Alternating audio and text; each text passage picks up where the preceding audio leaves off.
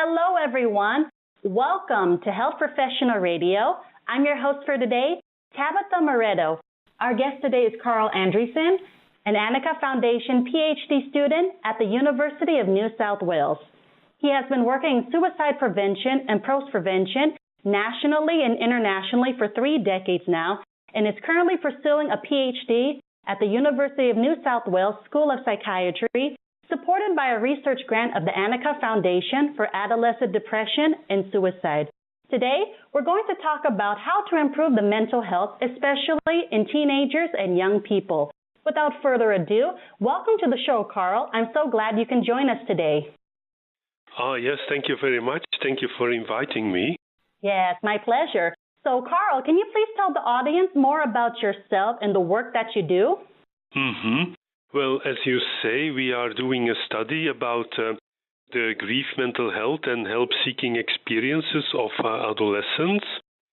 And we are looking specifically at the experiences that young people had when they were 12 to 18 years old. And we are looking at this specific age group because most of the studies about bereavement have been done with adult populations and not with the younger age groups. And we believed that there are maybe specific characteristics among younger people who are more specific for younger age compared to adult populations. I see. That's very interesting. Now, can you tell us, this is very interesting to me, suicidology. To tell you the truth, Karl, I never heard about this before. So can you please explain to me and the audience, what is this all about? Well, the word suicidology refers to the scientific study of suicide and suicidal behaviour. So the word was coined, I believe, in the 1950s or the 1960s in the United States, but now it has been used more globally, internationally, by people who are involved in the research of suicidal behavior or the bereavement after suicide. I see. Thank you for explaining that to me. I'm really learning something today because of you. Okay, so now, Karl, can you explain to me, why do people attempt suicide, especially teenagers, to be exact? Most of the time when young people try to attempt suicide, it's very often a combination of various factors. It can be that they feel depressed or anxieties. They may feel lonely and disconnected from their family or their friends. And usually there is a very strong feeling of hopelessness and helplessness. So they don't have any hope that their situation may improve over time. Or they do not expect any help anymore from their friends or their family, even if they have friends or family that might be there to support them. But in their experience, they don't believe it anymore. So that's the feeling of hopelessness and helplessness, which may drive people or young people to attempting suicide.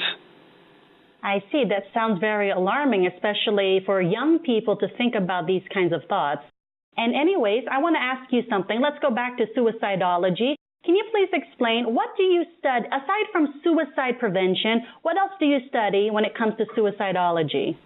Well, another major aspect of the study in suicide-related field is what we are doing here, is a study of bereavement after suicide. So we're looking at people who have lost someone by suicide, can be friends or family members who have died over the last years. Are there any biological factors that can increase the risk for suicide? Yes. Over the last decades, there is an increasing interest from biological studies in suicidal behavior. And what they find is that there is a family risk of suicide. So you can see that sometimes in families, more than one person attempts suicide or dies by suicide. And this multiple person suicides in one family may be related to a genetic factor, for example, a genetic vulnerability that runs in families.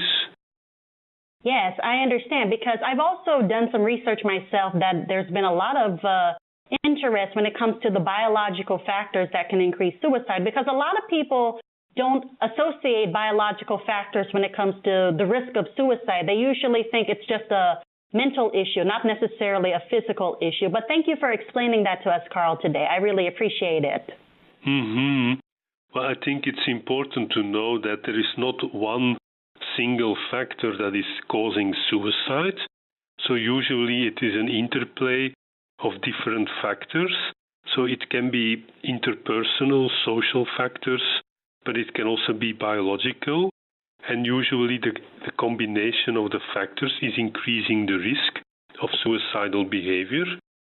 So when you have a certain family loading of suicide, because there have been suicides in family members in the past, and then when other family members may feel depressed or anxiety or struggle with substance abuse or with relational issues, then they may become suicidal much faster than people who do not have this biological vulnerability. So it's the interplay, it's the combination of different factors that is increasing the risk of suicide. That's true. I agree with you that it's not just one particular factor that is linked to suicide or suicide attempts. And speaking of factors, does alcohol and drug abuse increase the risk for suicide? Yes, that's also one of the constant findings in the research, that substance abuse, mostly alcohol, is also related to suicidal behavior. Yes, that's correct. And now let's talk about misconceptions. Are there any misconceptions regarding suicide or suicidology that you want to clear up on the show today? Well, one of the misconceptions still is that when people talk about suicide, that they don't really mean it, that it's more an attention seeking, whereas the research clearly shows that people who talk about suicide or provide other signs, warning signs about suicide, that it's a very serious matter, and that someone else, family or maybe GP or health professionals, should ask about suicidal ideas and to try to clarify how specific the ideas are about suicide that the person has. Thank you for clearing up those misconceptions. And I agree with you. This is a very serious topic. Unfortunately, a lot of people either don't understand or they look at suicide like it's a joke. And like what you mentioned earlier, I also agree with you that some people think that people who attempt suicide are just acting crazy or they're just pretending, which is not true. This is a topic that needs to be understood, and people have to approach this in a gentle way instead of looking at it as a joke. Yes, that's correct. When someone talks about suicide, I think it's important that you should always ask about it, what the person means, how they think about it, because a kind of a general rule is that the more specific the ideas are, the more prepared the person is, the higher the risk for suicide or for attempted suicide. That's right. Anyways, I want to ask you a personal question, if you don't mind. Why are you so passionate about this particular topic?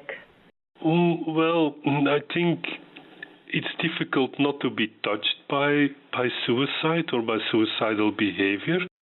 And I think if you look around in your own life, then you will see that you will remember people who have attempted suicide or died by suicide.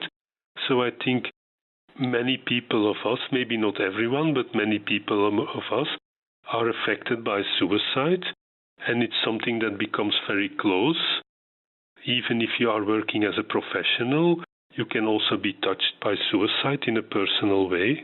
I agree with you on that because as we know, mental illness and suicide prevention and suicide itself has become topics of discussion nowadays. And I'm very happy in a way that, or I'm relieved in a way that it's become more open to the public. Unlike many years ago, this was considered a taboo issue that nobody wanted to talk about because they're afraid of the stigma that's attached to these kinds of issues. Yes, I think you're right. We certainly need more openness about it and then opportunities to talk about suicide and mental health problems. because if we are more open about it, it will also allow more people to talk freely about their experiences and maybe helps them to find the support that they need. And I hope that the people who are listening right now will understand more about this topic, and hopefully if they know someone who really needs help, they can approach them and tell them that there is hope. There is hope for everyone, despite the fact if they're going through a difficult situation. Yes, that's true. And also, sometimes it is useful to provide, for example, the name of services like a helpline or Samaritan line to people who are suicidal or who may be suicidal, so that they can also find support in an anonymous way. They don't have to provide their name or their address, but maybe they can talk with someone without fear of being judged, for example, for their ideas. Yes, that's very good to hear. Now, Karl, I'm sorry to tell you, we're almost out of time. So before we go, what is your main takeaway message to all of our listeners out there? Well, I think an important message is that if you would know someone who is suicidal, that it's very important that you take time and that you listen to the person and that you try to understand why the person is suicidal, and then maybe try to find an alternative solution together, maybe seek professional counseling or psychotherapy. Could be helpful for people who are suicidal. And also if you yourself would become distressed or suicidal, it's also important to share it with other people and see how they can help you. Excellent message, Karl. And here's our last question for today. For anyone who's interested in suicidology or even suicide prevention, how can they get in touch with you guys? Well, there are different ways, I think. We have an international organization, so you can find an international organization online. It is called IASP, International Association for Suicide Prevention. And the research that we are doing here is at the School of Psychiatry at the University of New South Wales in Sydney. So people can also contact us here if they want. That's wonderful. Thank you, Karl, for coming on the show today. I really appreciate it. You're welcome. And that was Karl Andriessen, PhD student at the University of New South Wales. We have just been talking about suicidology and what can be done to improve the mental health of young people. If you like this interview, transcripts and archives are available at www.hpr.fm. We're on all social media platforms, so don't forget to follow, like, and subscribe. We're also available for download on SoundCloud and iTunes. I'm Tabetha Moreto, and you're listening to Health Professional Radio.